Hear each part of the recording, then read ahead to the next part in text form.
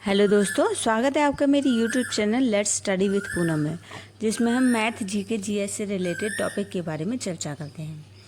तो आज पिछले वीडियो में हमने गुजरात के कुछ महत्वपूर्ण दर्शनीय स्थलों के बारे में चर्चा की थी। आज उस श्रृंखला को आगे बढ़ाते हैं। इसी श्रृंखला में हम सबसे पहले चर्चा करते हैं बड़ोदरा के बारे में। इतिहास में शहर का पहला उल्लेख 812 ईस्वी में इस क्षेत्र में आके बसे व्यापारियों से मिलता है।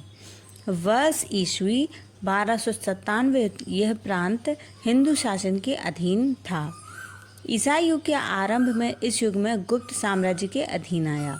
बड़ोदरा, जिसे बड़ौदा भी कहा जाता है, भारत के गुजरात राज्य का दूसरा सबसे बड़ा नगर है।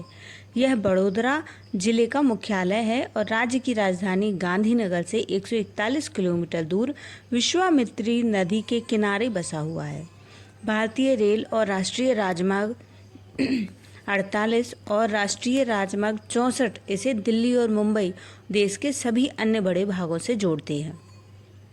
नगर का नाम बड़ यानी बरगद के वृक्ष पर पड़ा है। बड़ौदा का लंबा इतिहास इसके कई महलों द्वारा उद्यानों मार्गों से परिलक्षित होता है। यहाँ सयाजीराव गायकवाड़ विश्वविद्यालय और अन्य शैक्षणिक सांस्कृतिक संस्थान हैं। इसमें इंजीनियरिंग संकाय, medical college, homeopathy medical college, Baroda bio informatics centre, कला भवन और कई संग्रहालय शामिल हैं। अब हम जानेंगे गुजरात की एक प्रसिद्ध धार्मिक नगरी द्वारिका के बारे में। भारत के गुजरात में स्थित द्वारिका एक प्रसिद्ध नगर है, जिसमें भगवान कृष्ण द्वारा द्वारिका नगरी बसाई गई थी। यह 4 धामों में से एक है और द्वारका नगरी सभी पवित्र स्थानों में से एक है। आज से लगभग 5000 वर्ष पहले भगवान श्री कृष्ण ने यहाँ द्वारका नगरी बसाई थी। आज यहाँ पर द्वारकाधीश मंदिर स्थित है, जिसके कृष्ण भक्त श्रद्धालुओं के लिए तीर्थ स्थल के रूप में है। और यदि आज द्वारका नगरी की बात करें तो यह नगरी गुजरात के काठियावाड़ क्षेत्र में अरब सागर के द्वीप पर स्थित थी, जो समुद्र में डूब गई थी। आज भी इसके तट पर कुछ दीवारें और दरवाजे देखे जा सकते हैं, जिससे साबित होता है कि यहाँ पर पौराणिक काल में एक नगरी हुआ करती थी, जिसका नाम द्वारिका था। वैसे तो वैज्ञानिकों ने भी इसमें काफ़ी खोज की, जिसमें उन्हें काफ़ी सबूत मिले हैं। यहाँ पहले एक नगर हुआ करता था। जब यह नगर की समुद्र तल से कुछ चीज़ें निकाली गईं, जिसमें पत्थर, धातु, सिक्के, बर्तन आदि चीज़ें निकले, तो पता चला लगभग 3000 से 5000 साल पुराने हैं और शायद लगभग द्वारका नगरी को भी इतने ही वर्ष हुए हैं। अब हम गुजरात के जूनागढ़ शहर के बारे में चर्चा करेंगे। इतिहास कहता है कि जूनागढ़ के प्राचीन नाम कुरनकुब्ज, मणिपुर, रेवंत, चंद्रकेतुपुर, नरेंद्रपुर और गिरिनगर थे और इसे पुरातनपुर के नाम से भी जाना जाता था।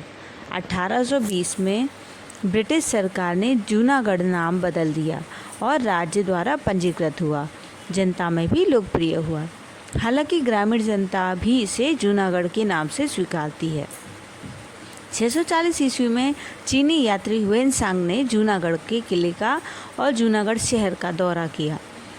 1472 के बाद मोहम्मद बेगदा, खलील खान, मुजफ्फर, सिकंदर, बहादुर शाह और इबातन खान ने जूनागढ़ पर शासन किया।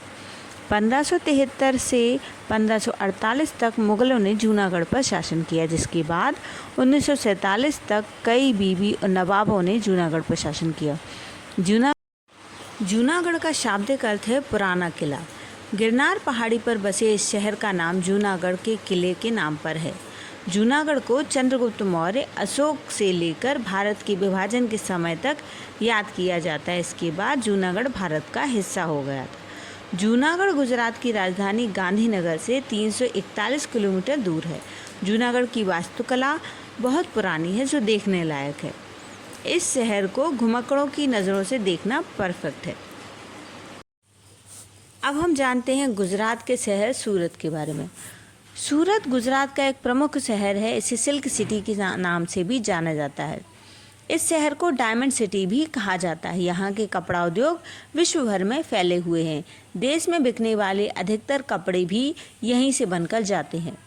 इस शहर से ही ताप्ती नदी होकर गुजरती है। इतिहास के पन्नों को उकेरा जाए तो ये शहर 15वीं शताब्दी के अंत में 16वीं शताब्दी के दौरान सूरत समृद्धि के उच्चतम बिंदु पर पहुंच गया था। सूरत बंदरगाह को व्यापारियों द्वारा महत्वपूर्ण माना गया था।